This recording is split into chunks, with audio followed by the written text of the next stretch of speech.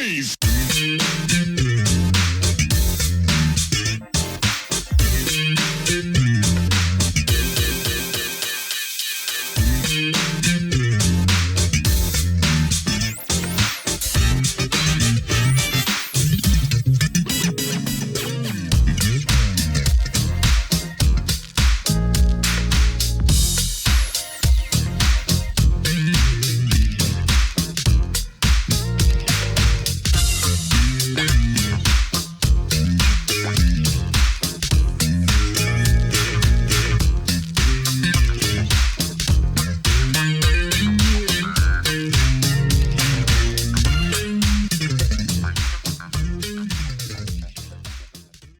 Welcome back to the next part of this Truth and Rhythm episode. Be sure to subscribe to this channel. If you've already done so, please share it with friends. Also become a member by joining Truth and Rhythm on Patreon, or consider donating at funkinstuff.net. Thank you so much for your interest and support. Enjoy.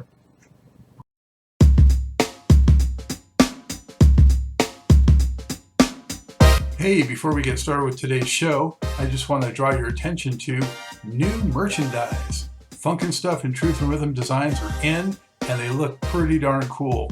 So show your support, help support the program, and show off some stylish merchandise and apparel. Only at the Funkin' Stuff store.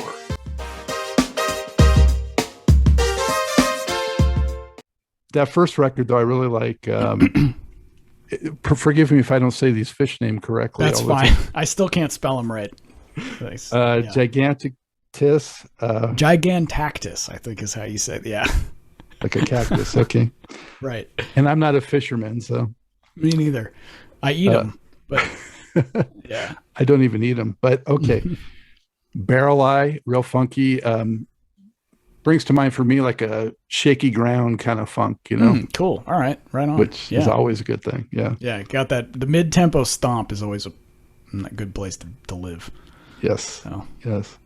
And the last track, Architeuthis. Yes. Yes. That's the giant squid. That's what that is. Yeah. That one was very Dallas influenced. Kind of like slow swunk funk. The horns and the organ and yeah. That's Jason Thomas on drums, Bobby Sparks on all the keyboards, and Philip Lassiter did the trumpets. So Texas guys. Yeah that one's in that laid back pocket. It's sweet. Sure. And even Stoplight Loose Jaw too, real hard edged with a nice solo. Thanks. Yeah, that one's definitely turned into a prog rock. It was pretty aggressive. There's, a lot of distortion on that one. And so the other side of your brain, if you will, continued with things of that nature, which I had mentioned. And that was also 2019. Blockheads, real cool rock type track. Thanks. Yeah. A little bit of a departure from some of the other stuff. Well, it's kind of in a sense related to Catboy. They're both in E. They both are sort of in the same riff world, and they're both about my cats. So there's a lineage there. How many cats do you have? I have 2. Okay, I got 3. I think they're asleep in the backyard right now, but hope they like guitar. They do, or they put up with it. I don't know. Chicory, real nice kind of low key funk. Oh, cool. Thanks. Yeah, that's a nice tune. I should play that one more too. There you go. This record overall, though, compared to what preceded, I would say was a little jazzier.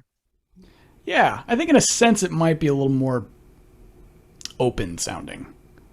To my ears, the maybe aside from like Naptime or Blockheads, the tunes have a little bit more space, I think. Which, that record is interesting. I wrote a lot of it right after I had my daughter was born, so I kind of was in a sort of a state of calm, sort of. You got to get centered for that experience. Yeah. There was a lot of recalibrating during the writing of that record. So maybe that's just a reflection of that. And it went to number 1 on iTunes, right? It did. Yeah. On the jazz charts. Yeah. Yeah. Yeah. Next time it'll be the iTunes pop we're gonna dethrone, Well, after this, something yes. or whatever. Yeah, clearly. You don't stand a chance, Pitbull. So as that was going on, sort of concurrently, you were doing all of your other lives and playing sessions and playing with Snarky, and you guys did some really interesting things, like those sessions that were filmed live, and Right. I mean, some great stuff. I mean, that must have just expanded your palette so much. Definitely. Yeah, I mean, it was really cool to dig into all that different stuff. I mean, the family dinner music, specifically with all the different artists from literally all over the planet, really stretched me a lot, because I don't have a background in Peruvian folk music.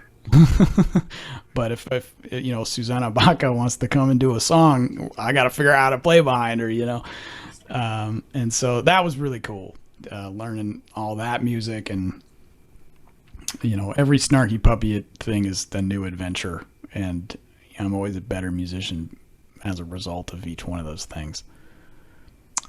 There's so many that I love on those, but I really like Don't You Know, and yeah, Jacob's tune, yeah, for sure. I remember hear like a little Stevie influence on that one, I think. Probably so.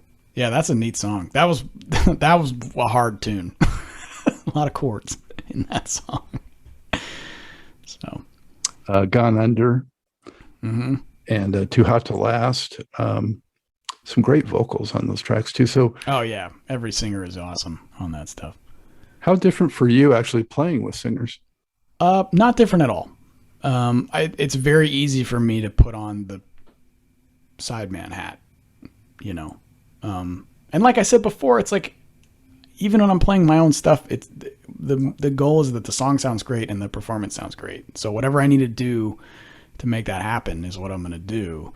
I like playing parts. I love playing behind singers. I mean, a lot of my touring gigs, I played for Erykah Badu for several years. And so, behind a singer who can do so many crazy things and is constantly making left turns on stage, so you got to be able to follow all that. I've done a lot of working like in Christian music, doing with behind worship artists and stuff like that. So same thing, I'm very comfortable playing behind singers. Do you ever get much direction, or you kind of just take off, do your own thing, or? It comes and goes. It depends on the artist, I usually start, maybe if there's nothing brought in up front about what they want, I will sort of start with something and then change it as they see fit. But I think now at maybe this point in my career, people kind of know what they're getting. So maybe they understand that there will be a certain kind of language presented ahead of time, but they already know that I'll do whatever they want too. So, when they say jump, I just say how high. I don't ever say why. Does it matter to you at all whether you're doing rhythm or soloing? No. I mean, I should say this. Most of the time, if I'm playing behind a singer, I'm not, maybe you get a guitar solo. If it's like worship music, there is no guitar solo. Really, I might throw in some fills here and there, but there's not really like a guitar solo spot. I mean, and even when I was touring with Badu, there was one tour where she would craft out like a section of the show where each person would have a little like 1 minute kind of solo. But other than that, I'm standing there playing the tunes, So it's all about just making the music feel good, man. Is she as eccentric as she seems, or? She's great. Yeah. And she's super sarcastic. Like, so I'm like, what did I say? She's like, oh, I'm just kidding. So it's fun. It's a cool crew. I saw that video, Mark, of you playing with great other players as always, but you guys were in the studio and you're doing Kashmir and stuff like that. And oh yeah, with Martin. Actually, I had a talk with him. We did a little podcast thing just before this, actually. Yeah, man. That was a fun week. It was like 3 days. Yeah. So, but that was a little bit different thing for me to see you doing, Well, I think maybe for a lot, they're like, what, he's playing Zeppelin? Like, what is this, but that was great. I mean, I love rocking. And I still play that Phil Collins tune with my friends here, you know. Yeah, that was great. And that whole band is super top notch and pro, and you know, so that was a very enjoyable session. Yeah, definitely. How were the tunes, selected for that particular gathering? Martin and I kind of chose them. He picked most of them, and then I picked a couple. Like I picked the Steely Dan tune. We did Josie. And then we did one of mine. The video hasn't come out yet, but and then he kind of was like, here's what I was thinking. Are these cool? And I was like, yeah, for sure. So Purple Rain was a bit of a departure because I've never really thought of that one as like a guitar solo song, even there is a guitar solo in it. But I think it came out really cool.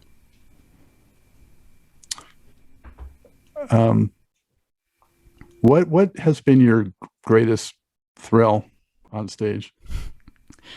Well, lately, probably getting off stage at Royal Albert Hall and feeling like I did a decent job. There was a lot of pressure on everyone that night, to really bring it. And live recording, sold out, Royal Albert Hall. That's a lot of pressure. And so doing that and getting off stage and being like, oh man, you did it. Look at you. So that felt pretty good. But there have been so many things. It doesn't have to be a big recording in a giant hall. There have been nights where, just a really great jam session happens at a bar or something. And you come off stage just feeling elated just because everything was so funky. Maybe there were 5 people there, whatever. But I can find I can find joy in a lot of different musical experiences, which I think, if you're going to do this for a living, you have to be able to do that. Because as soon as it starts to become like just work or something, it's no good.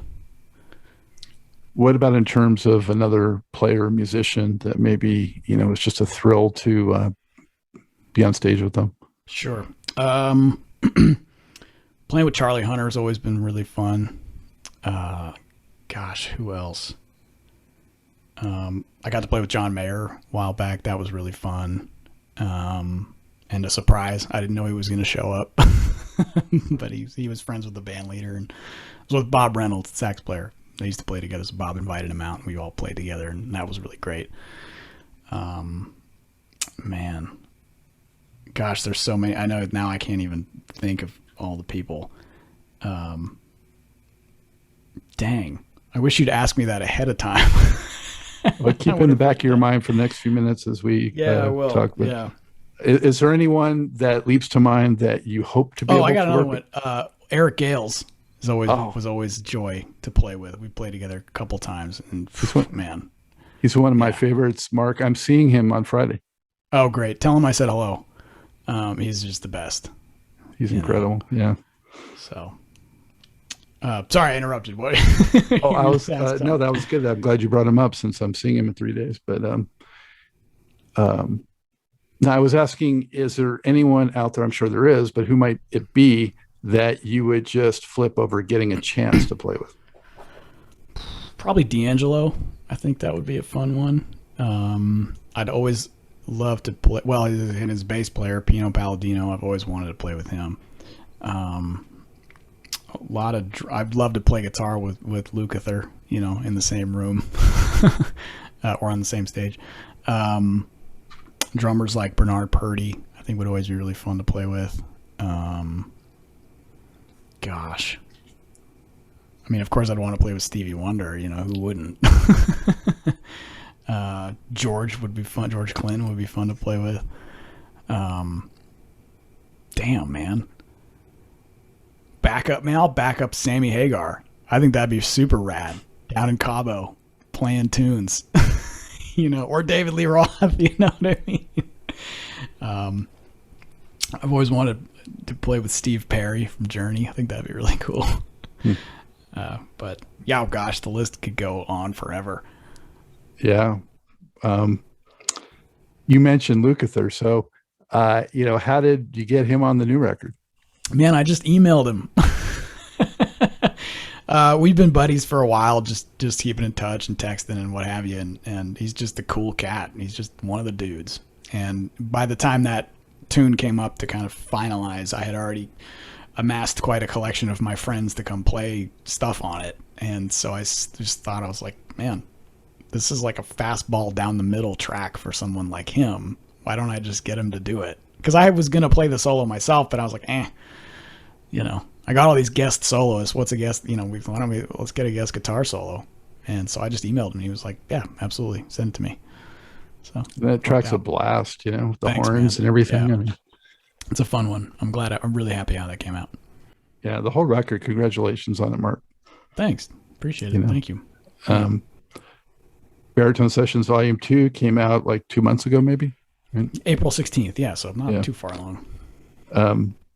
Love Magnetar. Mm-hmm. And speaking of Prince, you throw in the head. Yeah, a little bit of that, little nod, little head nod. There you go. Yeah. That was kind of something Sean brought in. And I was like, oh, it kind of sounds like, hey, he's like, yeah, I know. That's the point. I was like, all right. And so, I just kind of had that middle section, that little pre-solo section. It came out. It was nice because it was kind of a cool transition into the vocoder solo, which feels to me like almost like a Daft Punk, Herbie Hancock, Sunlight kind of thing. That tune kind of goes a couple different places. I mean, the front half is very like kind of almost like rock funk, and then it kind of goes into this Prince thing and then into this Daft Punk Herbie thing. So. Yeah, well, I love where it took me, and when I first heard that come in, of course, it made my head whip around. Yeah, a little tip of the cap. Very cool. And title tail or tall. Title tail, yeah.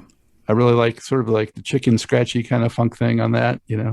Thanks, man. Yeah, that tune was like, I don't know. I was like, I was trying to do some sort of like, I don't know, man. Yeah, like old school funk, but with like a 90s R&B rock chorus. It has a bit of like almost like a gospel kind of quartet-ish kind of thing, but then the chorus is like this kind of 90s head bop thing. I was listening to a lot of, who I was listening to? You'll appreciate this. Chucky Booker. That's what I was listening to a lot of when I was writing these tunes. So there's a lot of 90s R&B in my mind. Late 80s, early 90s R&B in these tunes. That's funny. His partner, Kipper Jones, is on Truth and Rhythm next week. Oh, sweet. So we were actually talking about Chucky quite a bit on that show. I heard a rumor that they might be touring again or something like that. Doing some shows. I saw some stuff on DOA's Instagram about maybe doing some gigs. So fingers crossed there.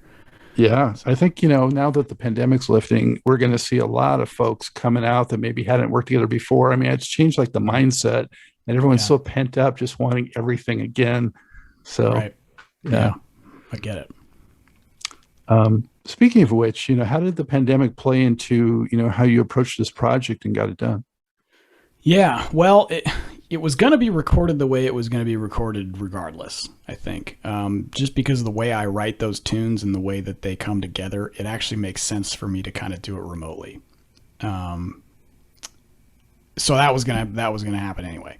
I think where the pandemic kind of came into play was, when the whole shutdown kind of happened and I lost every gig I had, I just went into like a pretty dark depression. I was not in a good place for a while. And kind of coming out of that was when all the tunes kind of started to come together. Because prior to the shutdown, I was like, I'm going to do volume 2.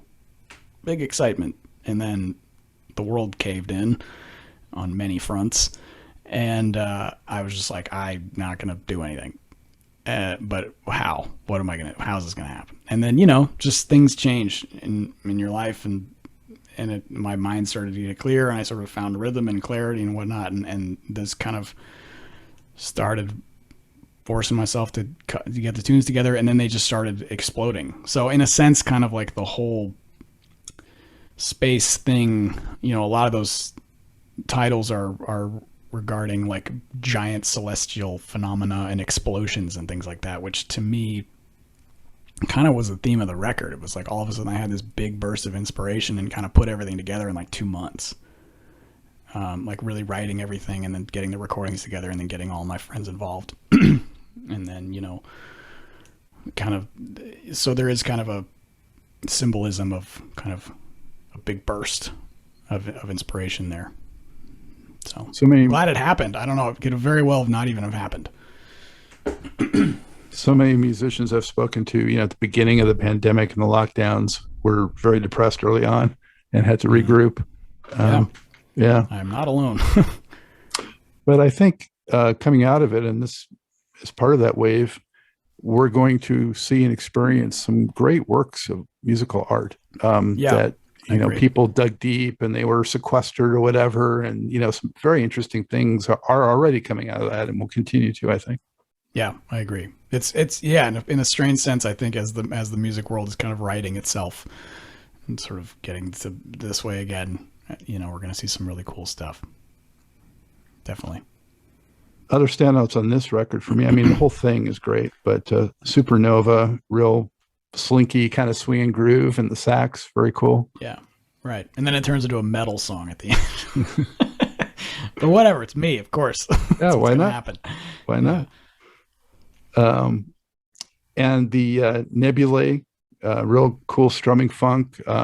And I understand that harmonica player did some work with Prince. Back to Prince. Yeah, man. Frederic, man. Well, he plays a diatonic harmonica, but he plays it like a chromatic harmonica. So he's bending notes and phrasing like it was chromatic. And yeah, that was cool. I'm glad he was around to do that, because I was kind of running out of ideas for soloists. Because again, I didn't want a guitar solo. I already had a horn, so I was like, that would be weird and different. And yeah, Frederic's that guy. So. Oh, it was very cool. That added, you know, that extra texture and color, you know, to the whole thing. Sure. And Voyager 1, you know, some slower, deep funk. You know, we mentioned P-Funk. I feel Bernie Worrell coming through that one. That's all Bobby Sparks. That was a tune. I knew I wanted Nate Smith to play on the record, and so I kind of wrote that one. Actually, you know what? I wrote that song originally for the Fearless Flyers, but we just never ended up doing anything with it. And so I saved it because I was like, this is a great groove for Nate. So I'm going to save it for this record for Nate, and then give it to Bobby and kind of let him take it to outer space, which is what he did. So it's funny. There's a middle section in there where it's right before Bobby's solo where they're grooving, him and Nate, which was crazy because they were not in the same room together. Nate was in Nashville. Bobby was here in Texas. Bobby played all that stuff to my drum programming. And then I sent the track sans drum programming, but with Bobby's parts and my parts to Nate, and then Nate grooved on top of it. And there's like a section there that's the funkiest thing that's ever happened on any of my records. And turns out it's the funkiest when I don't play. So I was like, I'm just going to let these two cats have it and it'll be so good. So yeah, sometimes you got to remove yourself from your own record to get the best results. Were you tempted to throw something in there? Nope. Yeah. As soon as maybe as soon as I heard it, I was like, let's just, you know, we can bookend it with some funky guitars, but this middle section, just let them have a dialogue here. So, yeah, well, you know, it works not only because it's so funky, but it, you know, adds something else to the whole mix, you know? Sure. Yeah. And, you know, we mentioned the Starcatchers track, but I feel some Earth, Wind, and Fire kind of vibe Maybe coming through that too. Yeah. You know?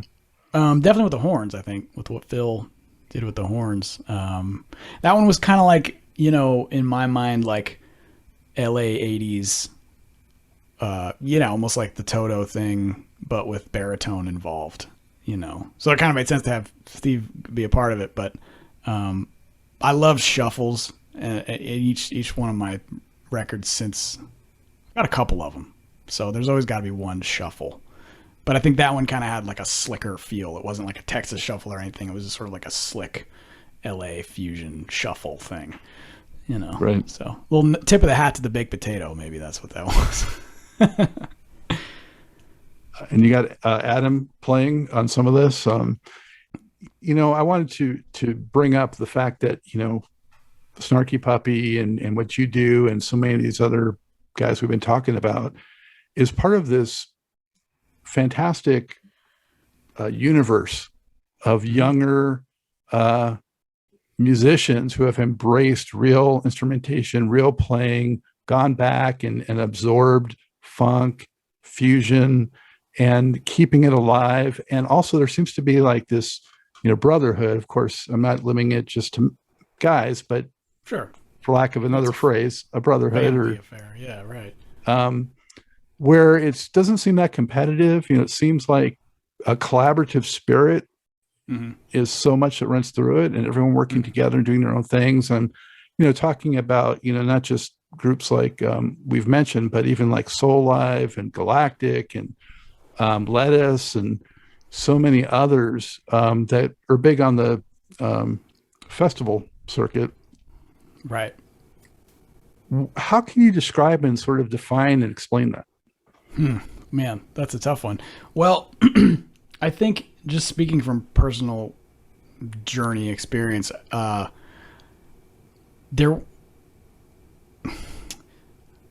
was the way I was always going to make music, like live with other people. I didn't know anything else. I mean, even from my earliest garage band with my friends in middle school, was like, well, yeah, we put a band together and play songs. Like, I didn't know, you know, all this like self-production and stuff that I do now. I was like, I didn't know that existed. So the idea of community was instilled in me very early on. And so to now be in this scene with all these different players and on tour with these guys and on these festivals, what's great is that everyone kind of has their own voice, you know, and that's why I brought in so many players on this record, is because I wanted all their different unique voices that I loved on these tunes and how they would interpret stuff. And we're all just kind of fans of each other. I mean, you bring up Ledisi, you know, I was obsessed with those guys in college. I didn't know them, you know, but I had Out of Here and I wore the laser off that thing, you know, and so did the other guys in Snarky Puppy. And then they heard about us and they're like, oh my gosh, we love these guys. And so, you know, all ships will rise with a rising tide, man. So if we are all working together and helping each other out and making cool music that we believe in for the sake of doing that, you know, because the thing, you know, it's funny, the way everything is now with the internet, it's like you can find a fan base. Like, just because Snarky Puppy is popular doesn't mean that like your band also can't be popular. You know, it's just, you have to find the people that dig your stuff. And of course it's okay for one person to dig multiple things, right? So it almost makes sense that there wouldn't be any competition, really. You know, I'd love to tour with Ledisi. Maybe that'll happen. Snarky Puppy and Ledisi. That'd be amazing. I'd buy that ticket. I would too. Even if I was on the gig, I would buy the ticket. Yeah, it just seems like social media, thank goodness for it, and that it has allowed, you know, the real musicians to supersede, you know, the limitations of the corporate label model that had been sort of smothering all of that. Sure. Yeah. It puts the power into the artist. It puts a lot more on their shoulders. You're responsible for a lot more, but the rewards, I think, can be a lot greater. Yeah, it's just up to fans to go find it, you know? Right. Yep. That's it. So Mark, what makes funk so special to you? What does it do for you? I get a certain feeling about it when I'm kind of in that zone, that pocket where I'm like, my eyes are kind of half closed and I have a bit of a smirk. Then I'm feeling, you know, which is it. Yeah, it's like an attitude. It's like I don't know. It's having power, I think, which is kind of scary to say, but like when you're in a great funk groove with your bandmates, like you feel like you can just mow down Mount Everest or something. And, you know, I get similar feelings from playing rock music too. it might just be a music thing that I get, but with funk, especially when you can see the audience responding to it, if the band has hit that moment and you can tell it's affecting every single person in the room, like that's choice. That's what you want to try to achieve every night. But if you ever see me on stage and I'm kind of like, then then things are funky. Hopefully, you're not thinking, did I leave the oven on?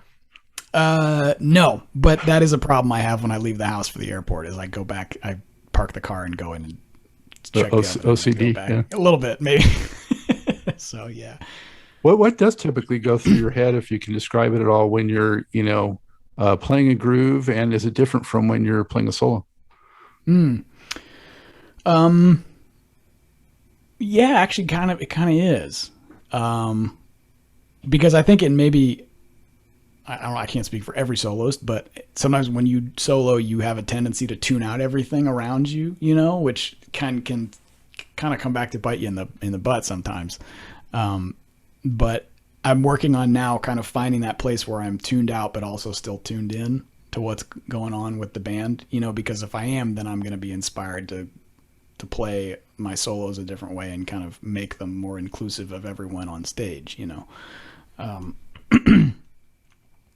But I think the one similarity is that both if I'm playing a groove or soloing, is I'm still thinking about groove. I'm still thinking about pocket, and like even if I'm playing a million notes a minute, I want them to all feel good. I want the right ones to land on the right beats. I love playing solos that are groovy. I mean, even if it is like kind of shreddy, so to speak, it's still got to be soulful. And do you compose strictly on guitar, or do you do some other instruments? Primarily, just because I'm not really great at. I mean, I can play bass pretty well, and so I will write on bass occasionally, and then kind of maybe plink out some things on a keyboard, but primarily on guitar. Or I'll make beats. I like doing that, and I, just drum beats, programming stuff, just to get a vibe in my head or something. No real drums there? No, not yet. Yeah, that's always been one of those things where I've just never had the opportunity to have a real drum set, so wished I did. Maybe, I don't know, we're trying to put a second story on the house someday, but put a studio up there with a drum set. How old is your kid now? 4. Is it a girl, you said? Mm-hmm. Yeah. So any musical aptitude so far? Yeah, she comes in here. As long as I'm in here, she can do whatever she wants with any of this stuff. But she wants to start a band. She likes to practice. She has a little ukulele. Her favorite song is from this Japanese cartoon called My Neighbor Totoro, which is a really beautiful story, kind of fantasy thing. It's got this really great theme song. So she comes in here with her ukulele and she goes, okay, I'd like to practice Totoro now. She blinks around on, I'll play the theme song, So yeah, I'm just kind of excited to see what she does. We have a lot, she has a little piano in her room. She's got all the percussion things she can get her tiny hands around. But yeah, I mean, kind of like the way that my parents were, they never forced me to do anything musically, but it was there if I wanted it. So as long as I'm in here, she can come in and take her pick of the Paul Reed Smiths and all that kind of stuff, which I'm sure many people will be like, are you insane? It's like, whatever, man. It's really high quality stuff. The kid's not going to break it. Yeah. She comes by it organically that way. Yeah, I think so. Exactly. That's the point. What do you anticipate for the balance of this year musically for you? Well, getting back to playing live, I'm going to get on the road and do hopefully a fair amount of shows with my band, playing stuff off the Baritone Sessions Volume 2 and the other material. Snarky Puppy's going to be doing another record later in the year. I'm going to take some time off, time off, quote unquote, where I'm going to focus on writing stuff, practicing, just getting back to guitar. Got a cool camp that I'm teaching at with some friends. It's like a guitar camp weekend thing. Doing some courses, like internet courses, like YouTube. Well, not really YouTube, but like, downloadable lesson packages and stuff like that. So there's all kinds of stuff coming up. Nice. And how can people keep up with all of that? MarkLettieri.com is updated semi-regularly with tour dates when I get it. My YouTube channel has a ton of videos on it. My Instagram channel has even more videos on it. And I update that one pretty regularly just because it doesn't take as much effort as creating a long-form YouTube film.